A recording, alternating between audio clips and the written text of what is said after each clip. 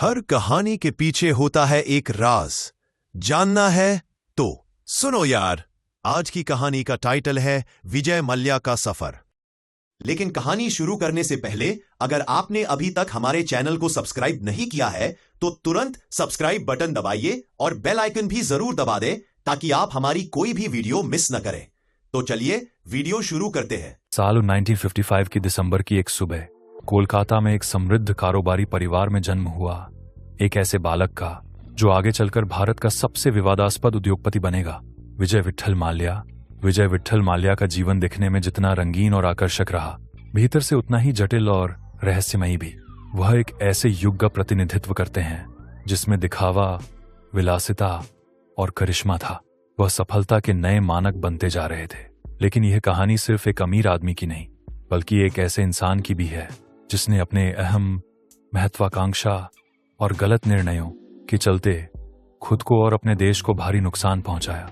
विजय माल्या का जन्म 18 दिसंबर 1955 को हुआ था। उनके पिता विट्ठल माल्या पहले से ही एक प्रतिष्ठित उद्योगपति थे। उन्होंने यूनाइटेड ब्रूअरीज ग्रुप (UBL) की नींव रखी थी।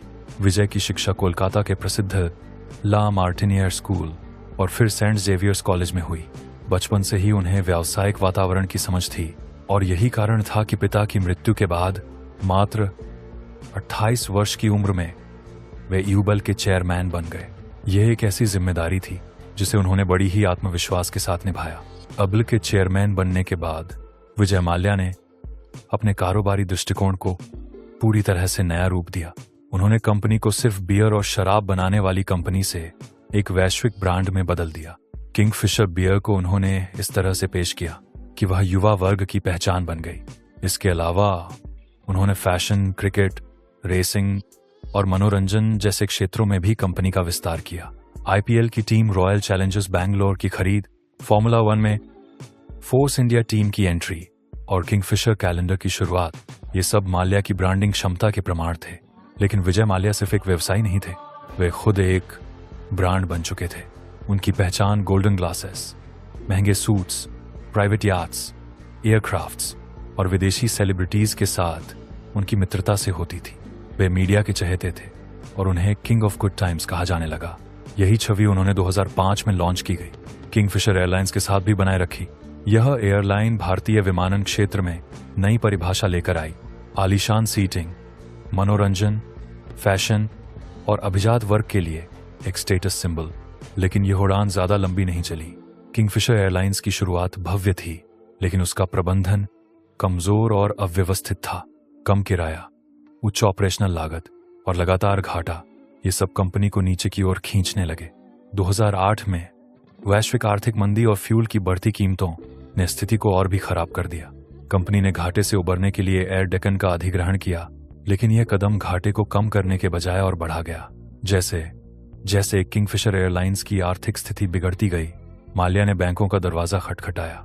2004 से 2012 के बीच माल्या और उनकी कंपनियों ने भारत के लगभग 17 बैंकों से 8,000 करोड़ रुपए से अधिक का ऋण लिया। इन बैंकों में SBI, IDBI, PNB, bank of Baroda जैसे बड़े नाम शामिल थे। आरोप यह था कि माल्या ने ऋण प्राप्त करने के लिए फर्जी दस्तावेज, गलत बैलेंस शीट और ओवर वैल्यूड संपत्तियों का सहारा लिया। जब बैंकों ने ऋण की वापसी के लिए दबाव बनाना शुरू किया तो यह बात सामने आई कि लोन का बड़ा हिस्सा किंगफिशर एयरलाइंस की बजाय विजय माल्या की निजी जिंदगी पर खर्च हुआ, जिसमें याट्स, बंगले, विदेशी यात्रा और पार्टीज शामिल थीं। 2012 तक किंगफिशर एयरलाइंस पूरी तरह बंद हो चुकी थी और हजारों कर्मचारी सैलरी के बिना छोड़ दिए गए थे। वहीं दूसरी ओर विजय माल्या अब भी लंदन और गोवा की पार्टियों में नजर आते थे। यह स्थिति जनता, मीडिया और सरकारी एजेंसियों के लिए असहनीय हो चुकी थी। 2014 के बाद जांच एजेंसियां जैसे कि CBI और ED ने माल्या के खिलाफ गंभीर आर्थिक अपराधों की जांच शुरू की। फरवरी 2016 में जब माल्या को एहसास हुआ कि गिरफ्तारी तय है तो उन्होंने एक चुपचाप कदम उठाया। 2 मार्च 2016 को वे भारत छोड़कर लंदन भाग गए और तब से आज तक वे वहीं हैं।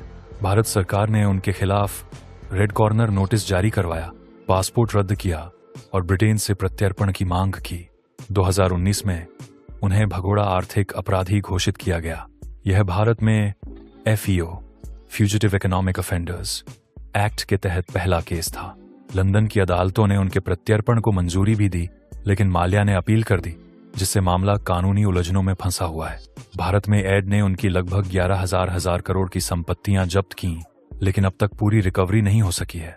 आज भी विजय माल्या लंदन के एक भव्य बंगले में रहते हैं और दावा करते हैं कि वे पैसे लौटाना चाहते हैं, लेकिन शर्तों और ब्याज दरों को लेकर समस्या है। इस दौरान उनकी छवि एक करिश्माई उद्यमी से गिरकर एक भगोड़े आर्थिक अपराधी में बदल चुकी है। उनके खिलाफ देश भर में आक्रोश है। कर्मचारी, बैंक, सरकार और सबसे ज्यादा आम जनता। विजय माल्या की कहानी एक सबक है कि ब्रांडिंग, ग्लैमर और दिखावे की आड़ में अगर ईमानदारी और वित्तीय अनुशासन ना हो तो कितनी भी ऊंची उड़ान एक दिन जमीन पर गिर सकती है। ये कहानी एक आदमी की नहीं बल्कि उस व्यवस्था की भी है जो धन और रसूख के सामने अक्सर झुक जाती है।